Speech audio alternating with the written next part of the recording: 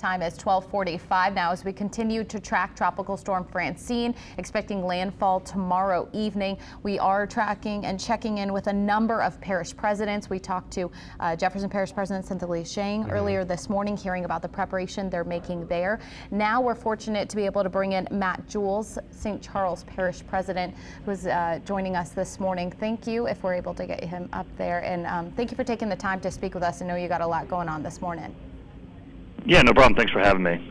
Walk us through where things stand right now in St. Charles Parish as far as preparations are concerned. You know, right now we're doing some final preparations. When we're looking at the modeling, storm surge is really not of concern with this storm, but we are taking precautions to tie up some loose ends and dissalments, fill in some gaps in our levee protection down there.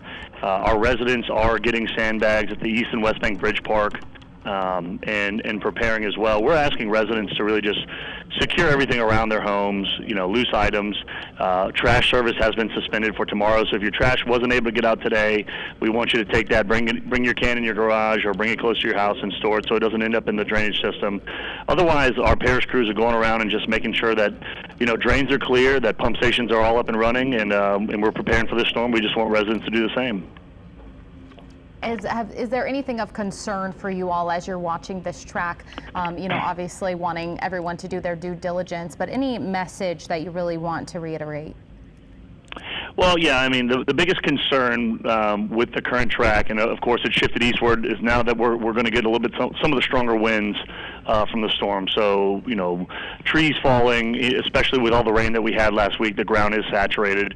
So falling trees, blocking roadways, power outages are a big concern. Of course, residents should expect the power to go out. They should expect that we're going to have to ask them to limit, sewer usage and water usage, and that utilities may be affected. And so, but we're doing everything that we can to prepare to help keep those systems operating as best as we can, during and after the storm.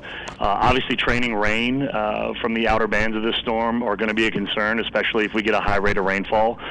There are some areas of the parish where we get some localized flooding, street flooding, and potentially home flooding. So that's why it's imperative for us to just make sure all of our pumps are running and that everything, all the drainage systems are clear. And that's why we're asking residents to help us do that. Check your ditch, check your culvert, check your catch basin. If you see anything that needs our attention, call us at our EOC, 985-783-5050, and we'll come out and take a look at it. But today is the day to prepare. Tomorrow the conditions are going to deteriorate very, very early in the morning. All right, sir, thank you. Parts of St. Charles Parish still cleaning up after Hurricane Ida. Just on the ground there, speaking to residents in the area. How are people taking word of this potential storm here, already dealing with the process that they're still dealing with some 3 years later? I can definitely sense Hurricane Ida in a lot of people's voice and their fear. And, of course, we don't think that this is going to be a Hurricane Ida, but you can tell that people are taking this storm seriously, and that's important for all of our residents. I mean, if you need a sandbag, we have them at the bridge park if you're concerned with something like that. If you have some other concerns, we're here to help respond to those things. Today is the day to get those concerns to us. Again, our EOC line is 985-783-5050. You need to call us if you have a concern. We're looking at sheltering options for shelters of last resort for our folks who may still be in some sort of Ida sheltering temporary situation, and we'll release that information later tonight.